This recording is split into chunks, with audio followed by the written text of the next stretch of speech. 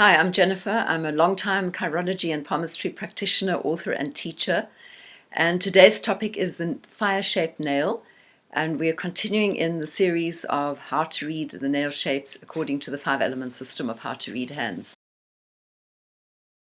While the element system of reading hands might seem very simplistic, it is absolutely accurate. Consider that we are composed of the elements and that each element has its own unique energy signature. The elements provide us with a universal language system. For example, earth, which is bound and still, and map that principle or those principles over onto earth markers on the hands, and we'll find that there's a fixed component to the person's psyche. They might be a bit risk averse and change resistant, for example. Then we take water, which is fluid and adaptable, and water always seeps into the deepest areas. Therefore, map that over onto water markings on a set of hands, and we'll see that the person tends to get what they want. They could be very malleable and they could be very manipulative, for example.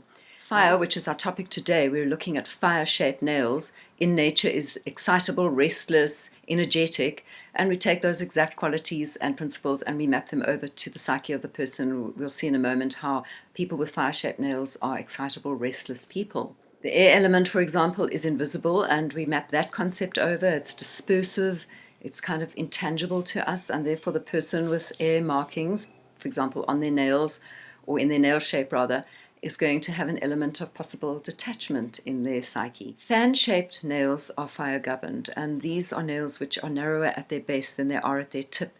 And just as fire in nature is restless and seeks, so we map exactly those principles over onto this person who has this particular nail shape. And remember, as I mentioned in one of my other videos, it could also show up on a different finger. In other words, different nail shapes show up on different fingers. So we'd refine the analysis based on the finger on which that particular shape appears.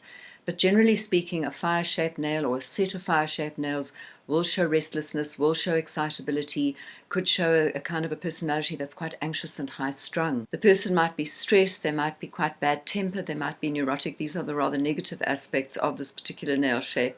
They could even be quite intolerant or hypersensitive. Fire-shaped nails might be quite difficult to live with because the person with this intolerance, with this argumentative potential, perhaps impatience, could be quite defensive when you confront or whether you argue a point with them. But they are very quick-minded and active, so there's always a plus and a minus, a positive and a negative to each particular feature of the hands, as I'm sure you know.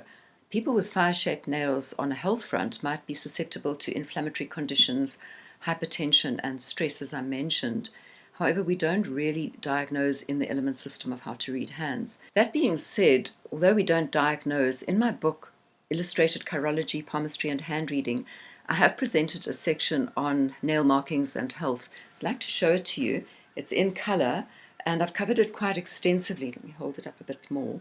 And really in this book I've basically said hand readers aren't experts in the field of health diagnostics, but a little bit of basic understanding of the more common indicators is very helpful for a hand reader.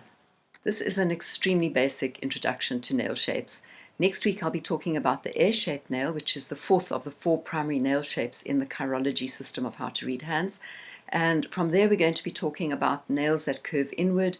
I'll be talking about moons, and then we'll be moving on to the next phase of my presentations on how to read hands. See you next week. Thank you so much for watching, and I'd be so grateful if you like, subscribe, share with your friends, and if you have any questions, comments, or preferences as to what you'd like me to present on here on YouTube, you're so welcome to request.